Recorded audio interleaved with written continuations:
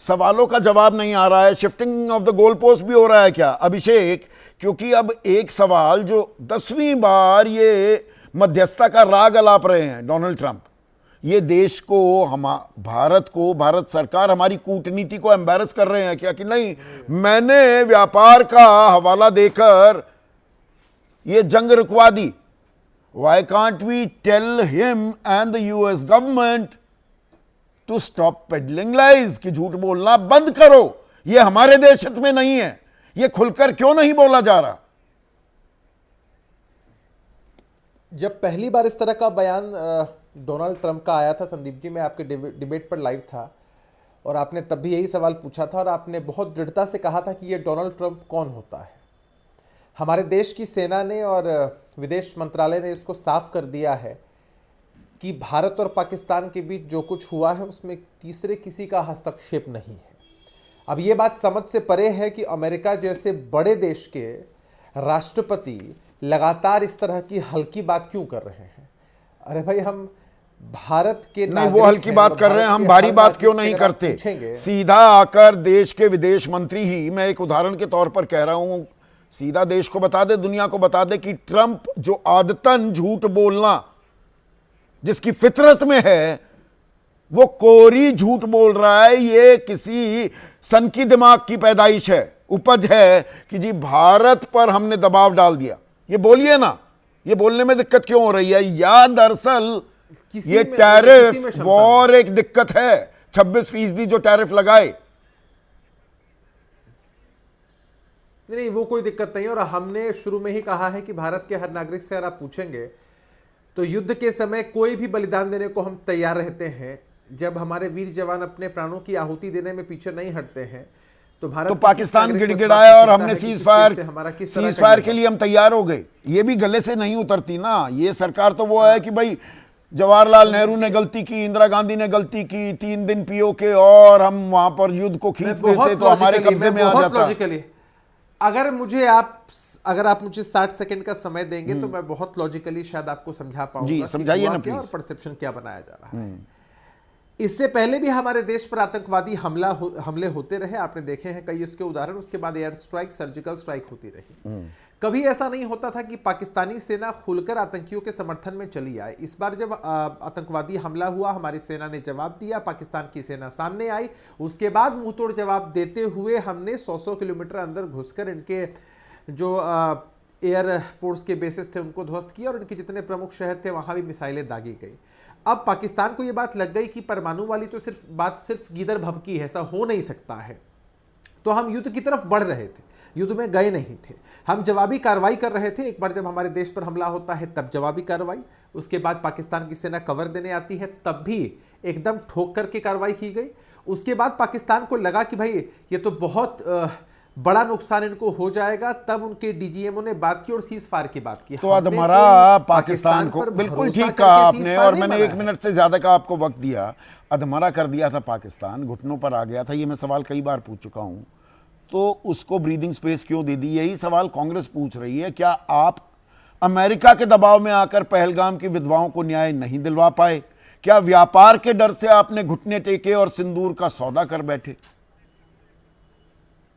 Congress party की बात क्यों संदीप जी? अरे भाई, अगर उन्होंने हमारे 26 लोगों को इस तरह से मौत के घाट उतारा, हमको इतना आहत किया, मारपीट किया, तो हमने उनके 9 आतंकी बेसिस को ध्वस्त कर दिया, उनके शहरों पर मिसाइलें दागी। हमने ईंट का जवाब पत्थर से नहीं संदीप जी, पहाड़ से दिया। लेकिन कांग्रेस पार्टी को यह सब नहीं दिखेगा। इसके लिए नहीं, वो तो कह रहे हैं हम होते तो हम पीओ के लिए आते। भाई आप सवाल पूछ रहे थे, अब वो सवाल पूछ रहे हैं। हम ले आएंगे। अरे वो होते। अरे सबसे तो हास्यास्पद बात ये, कितने वर्षों तक आपने देश पर शासन किया, इतनी बार लड़ाइयां हुई, आपका कलेजा इतना मजबूत होता तो अभी तस्वीर ही कुछ और हो रही होती। पाकिस्तान के 2 टुकड़े तो किए ही थे। नेहरू जी की गलती नहीं, पाकिस्तान के 2 टुकड़े तो किए ही। पर ये सीज फायर किन शर्तों पर हुआ अभिषेक, ये तो पता होना चाहिए। इसमें डोनाल्ड ट्रंप की पोल खुल जाएगी। हम बता दें कि भाई ये इन शर्तों पर हमने सीज फायर किया, पाकिस्तान ऐसे गिड़गिड़ा रहा था, ये तैयार हो गया, ये चीज पब्लिक डोमेन में आ जाए, बात ही खत्म। आप बहुत वरिष्ठ पत्रकार है संदीप जी, और आपका बहुत प्रतिष्ठित चैनल है। हमें लगता है कि किसी पॉलिटिकल पार्टी के पास ये इनपुट नहीं कि चीज़ें किस तरह आगे बढ़ रही थी और क्या बातें हुई हैं।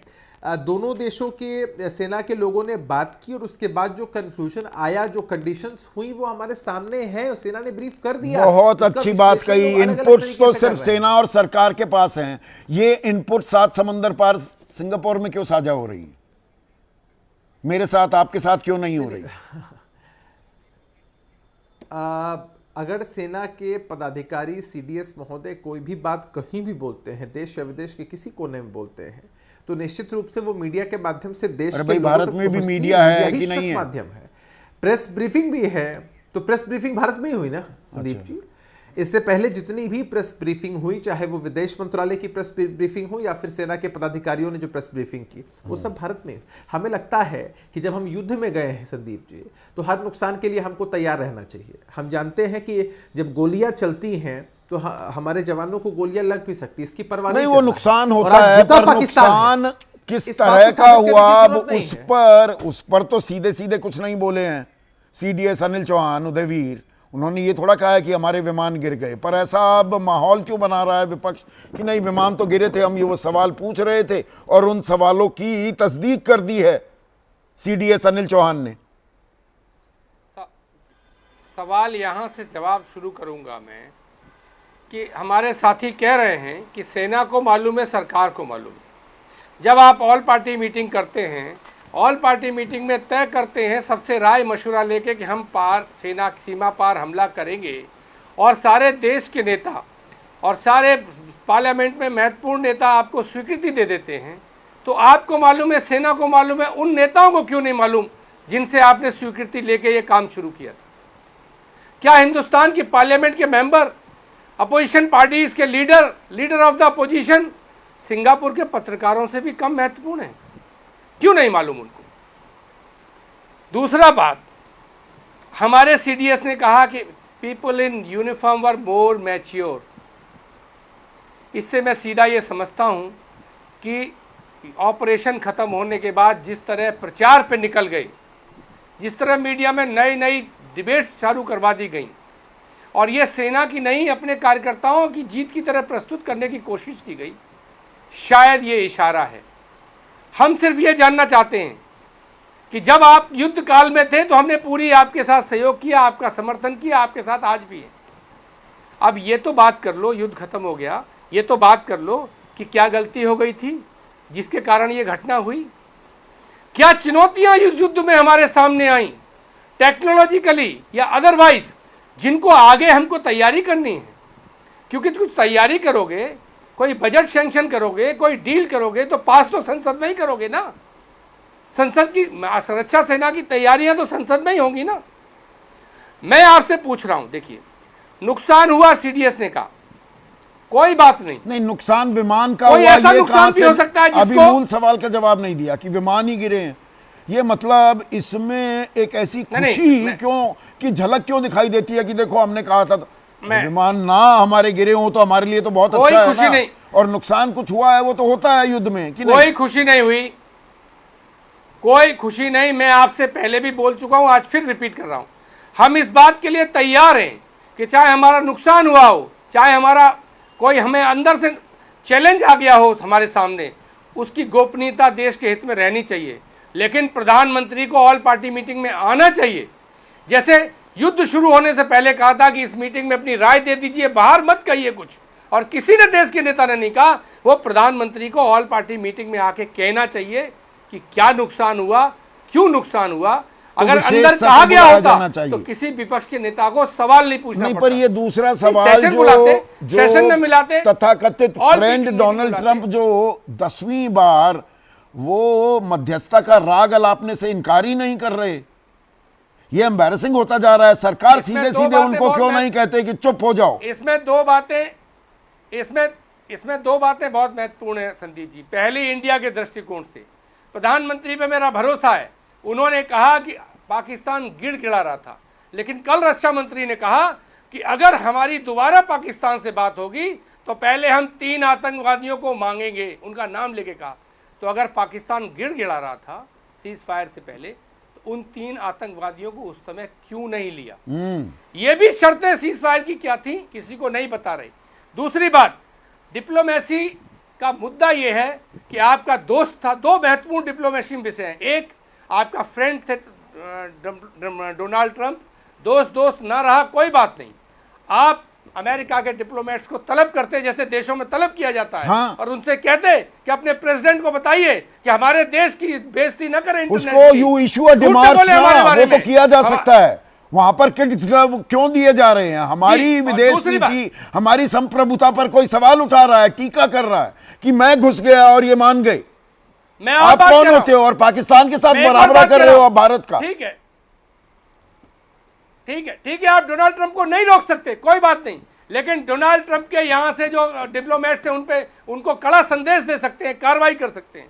और दूसरी बात, डिप्लोमेसी में आतंकवाद एक विश्व स्तरीय समस्या बन चुकी, अमेरिका से लेकर यूरोप इसके खिलाफ है। उन सारे लोगों ने बॉर्डर क्रॉस करके अटैक किए, तो हमारी इस कार्रवाई पे उस तरह का हमें इंटरनेशनल सपोर्ट क्यों नहीं मिला?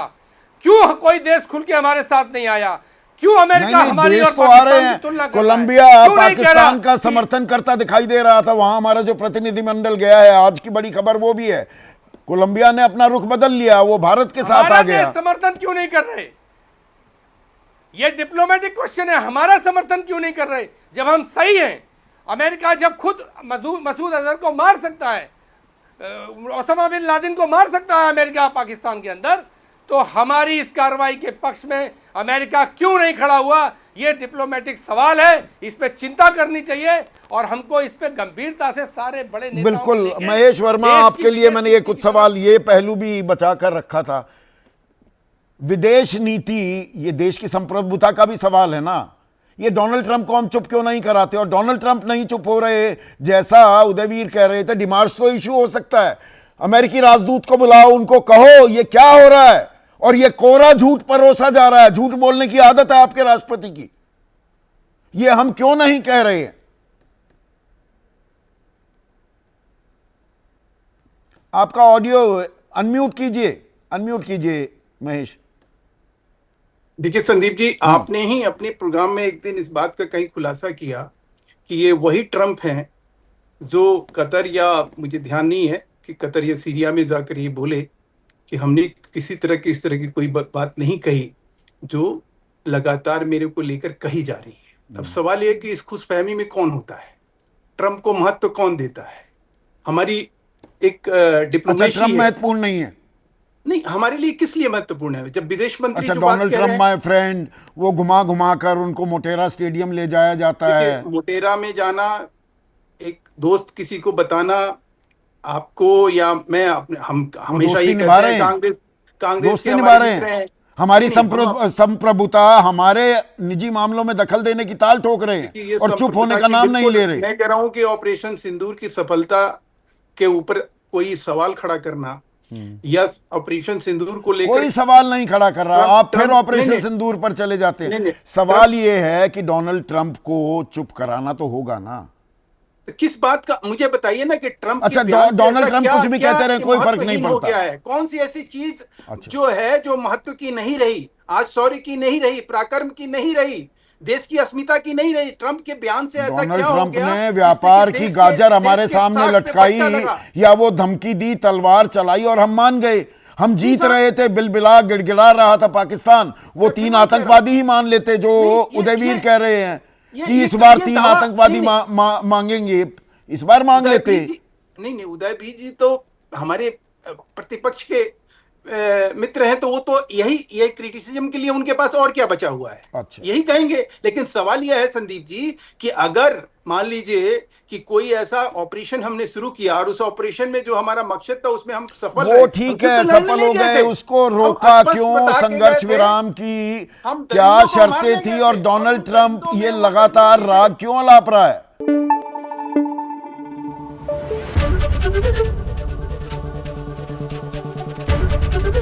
एबीपी न्यूज आपको रखे आगे।